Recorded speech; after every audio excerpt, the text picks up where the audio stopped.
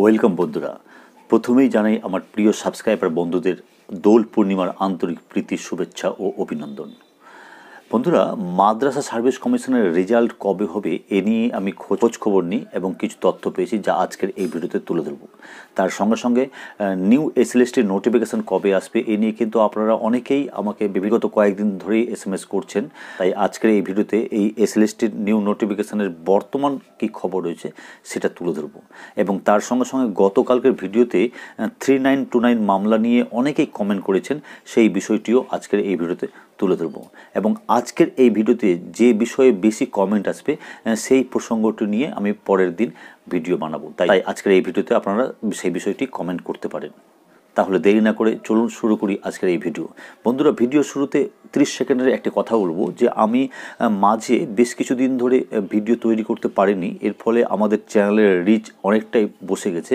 যদি সম্ভব হয় আমাদের এই ভিডিওগুলি যদি আপনাদের গ্রুপগুলি যে রয়েছে সেই গ্রুপে শেয়ার করে দেন তাহলে হয়তো আমাদের এই চ্যানেলের রিচটা কিছুটা বাড়তে পারে। তাহলে আর দেরি না করে শুরু করি আজকের মূল প্রসঙ্গ। প্রথমেই চলে আসি 3929 মামলা প্রসঙ্গে। বন্ধুরা, এই 3929 মামলাটি গত 21শে মার্চ সম্মানীয় বিচারপতি ঋষিকেশ রয় এবং সম্মানীয় বিচারপতি প্রশান্ত কুমার মিশ্রার যে বেঞ্চ কোর্ট নম্বর 6-এ লিস্টেড ছিল CL নম্বর 103 নম্বরে।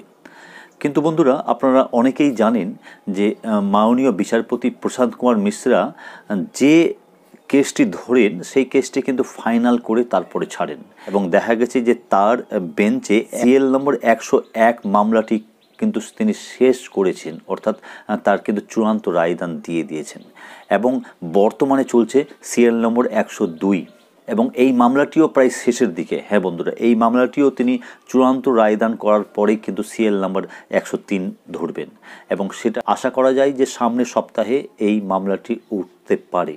যাই হোক, আমি খোঁজ খবর রাখছি, এই প্রসঙ্গে ফার্দার আরও কোনো খবর পেলে আমি আপনাদের টাইম টু টাইম আপডেট দেব এবার থেকে।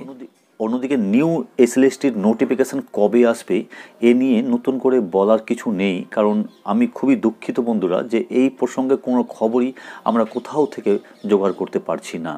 তবে আপনাদের একটা কথাই বলবো, যেটা আমি আগেও বলেছি, কারণ আমি আগে খোঁজ খবর নিতে গিয়ে আমি যে খবরটা পেয়েছিলাম সেটা কিন্তু অথেন্টিক খবর এবং সেই অনুযায়ী কিন্তু এগোচ্ছে।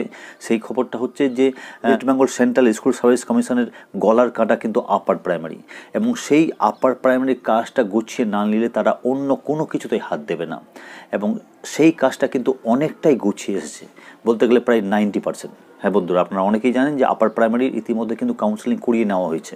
শুধুমাত্র প্যারা টিচারদের 10% ইন্টারভিউ ও কাউন্সেলিং বাকি রয়েছে, সেটাও কিন্তু খুব শীঘ্রই হয়ে যাবে, ভোটের পরপরই আমরা যা খবর পেয়েছি। তাই এই আপার প্রাইমারির কাজটা শেষ আশা করি 1 মাস না হলেও জুলাইয়ের মাঝামাঝির মধ্যে হয়ে যাওয়ার একটা প্রবল সম্ভাবনা রয়েছে এবং তারপরেই কিন্তু নিউ এসএলএসটির নোটিফিকেশানের আসবে বলে আমার ধারণা, কারণ আমি বিভিন্ন খোঁজ খবর নিতে গিয়ে এটাই আমার বর্তমানে মনে হচ্ছে।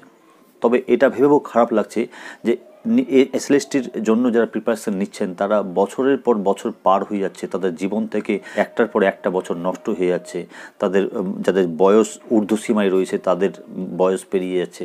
সেটা সত্যি কোনোভাবে কাম্য নয় বন্ধুরা। কিন্তু বর্তমান যে সরকার, সেই ব্যাপারে আর নতুন করে কি বলবো, আপনারা প্রত্যেকেই তো জানেন, মানবিকতাহীন। তবে মাদ্রাসা সার্ভিস কমিশনের একটি ভালো খবর রয়েছে, সেটা হচ্ছে যে মাদ্রাসা সার্ভিস কমিশনের যে পরীক্ষাটি হলো সেটা কিন্তু রেজাল্ট কবে হবে এই নিয়ে আমি খবর নিতে গিয়ে জানতে পেরেছি। তারা একটা টেন্টেটিভ ডেট আমাকে জানিয়েছে। তারা মানে মাদ্রাসা সার্ভিস কমিশনের চেয়ারম্যান নয়, আমি বিভিন্ন আধিকারিকদের মাধ্যমে খবর নিই এবং আমার পরিচিত এক আধিকারিকের কাছে জানতে পেরেছি যে জুলাই মাস নাগাদ আপনারা ধরতে পারেন যে জুলাই মাসে আপনাদের রেজাল্ট একটা হওয়ার সম্ভাবনা রয়েছে। সেটা কিন্তু টেন্টেটিভ, কনফার্ম খবর তো চেয়ারম্যান বা শিক্ষামন্ত্রী ঘোষণা করবেন। আমি যে সোর্স থেকে খবর নিই সেই সোর্স থেকে আমি জানতে পেরেছি। তো যাই হোক, এই ছিল আজকের কিছু খবর।